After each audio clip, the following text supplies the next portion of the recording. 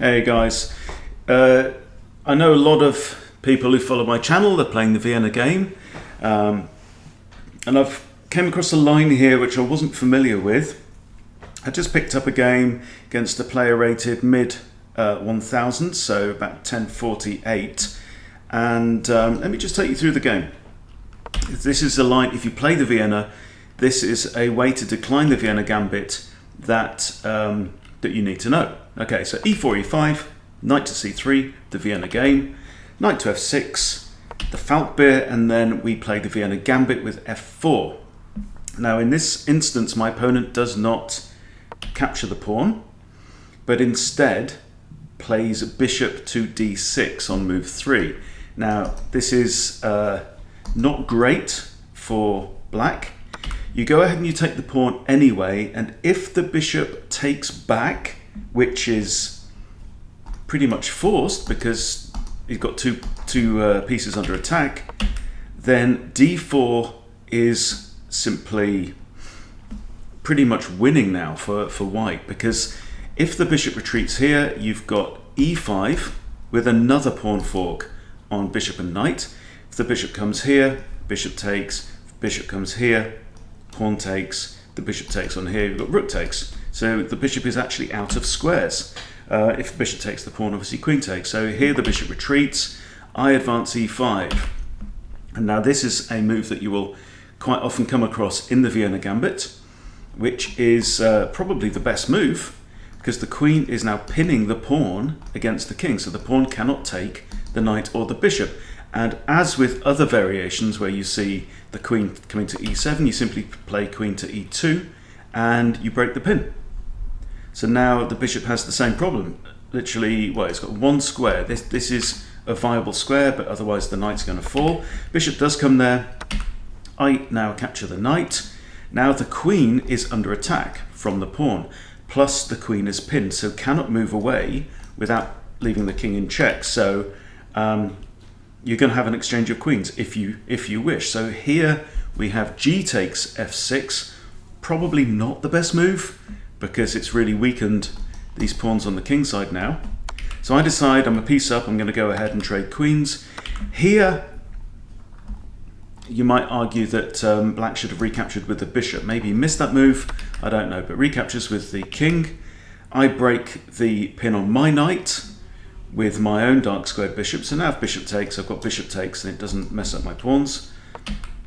Rook to e8, possibly preparing a discovery on my king. So I just castle out of trouble. The king now moves. I develop my bishop, looking at an undefended pawn here on h7. The pawn advances. I now bring out my knight, connecting my rooks, completing development. Look at the state of black's development now. My opponent did fight on pretty well here. Advances his pawn, I move my knight round, now attacking both the bishop and this undefended pawn. So we trade bishops, and I decide to recapture with my king here. One reason is that whatever I want to do with my rooks, this open file is going to be key. So it makes sense to have my king here guarding these squares, right? Because we're now in an ending, the queens are off the board, yeah? So obviously, yeah, the other threat, of course, with this knight is c7. How many times have we seen that? And the rooks will be forked. So I take back with the king, and now knight to a6, preventing knight takes there. Now here I had a couple of options. Possibly the best would have been to capture the knight, and if pawn recaptures, I grab the pawn and go on to win the exchange as well. I didn't notice that at the time. I just grabbed the free pawn, rook comes up, I grab another free pawn. Rook comes across, back to g3. So now I am a full knight and a pawn in front, and I have a much safer king. Pawn advances to c5, I ignore that and attack the rook, as well as this pawn here. So the rook comes across now, attacking this undefended pawn.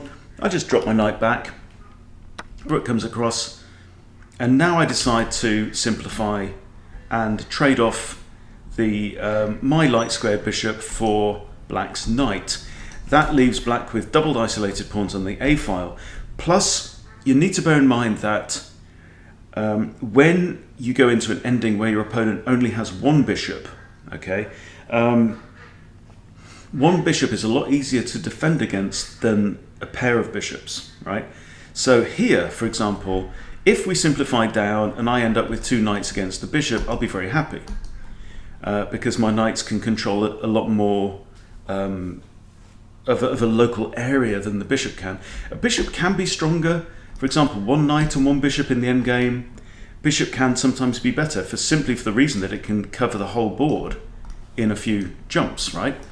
So let's say you've got a king left and you've got pawns on either side of the board, the bishop will have no trouble covering both sides of the board, whereas a knight can't do that, okay? So here I grab the pawn, we trade pawns, and I simply drop my king back to c1 to safety. Rook's looking at b2, I attack the rook, rook comes across to defend the pawn on c5. I bring up my rook to add another attacker and the pawn advances. And now I decide to charge forward with Harry, and here black, you know, he is fighting. He doubles up his rooks on here. Now I can't defend this pawn with another piece. My rook can't defend it. Both my knights are on the wrong colour to defend it. So I decide I can simply push b3, c takes b3, and c takes b3. So here I take the option to recapture with this pawn, just to make sure that there's a pawn on here to prevent the advance of these doubled A pawns. Okay, now we get towards the end. The bishop now comes to attack my rook, and also with a skewer on the knight behind it, which is also undefended. Now, simply I could just drop to one side to defend the knight. That is what I do. Just drop the rook back to d4. Black pushes a5, and now I come in because I spy a fork. This would be a 3-way fork on here, hitting king and both rooks. I'm also attacking the bishop, so if the bishop should move, the bishop has to move there or there to protect this square, but that would still force an exchange of the remaining minor pieces. Now I did spot this. Black has 2 options. He could move this rook onto the c-file, or this rook onto the c-file, right? Either move would pin my knight against the king. However, I can break the pin basically by putting my rook on c4. Now the bishop comes in to attack my rook, and this I think was really the final blunder from black, because I still have knight d7, and although one of the rooks has moved, I'm still forking king and the other rook. Plus there's a discovery now from my attacked rook against this guy, and there's no way to defend. The king moves, I grab the rook. King grabs knight, and now I'm basically a full rook and a pawn up. We trade off rooks, and now I just push the a pawn, give up my knight, trade that off, get a queen, and now it's arguable that maybe I should have recaptured the pawn, but king can always come to b2 and defend a1. So I throw in a check with the queen, king moves, check again, pawn blocks, but this then allows a fork with a queen on king and pawn. King moves. It's one of these players that's got this never resign philosophy. King goes there, and now I'm pretty much thinking about ideas of push my pawn to guard these squares, and then queen to here would force the king backwards, and I can probably just get a fairly straightforward ladder mate with my rook. So here I capture the pawn, and my opponent actually abandoned the game at that point.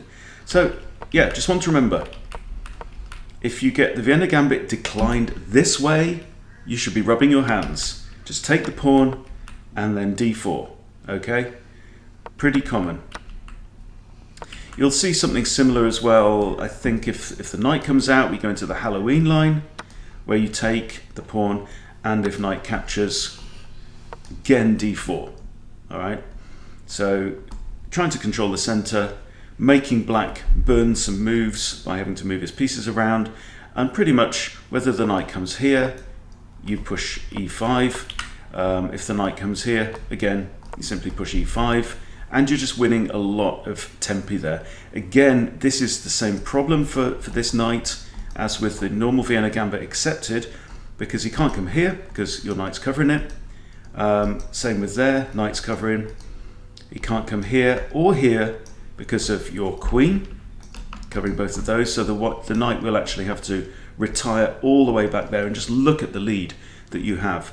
Two wonderful centralized pawns, and you're simply going to get ready to bring your knight out, develop your bishop somehow, get castle, put your rook onto the f-file, and it's happy days. So there you go. If you're a Vienna player, add this one to your notes, guys. Okay, that's it for now. Thanks for watching. See you later.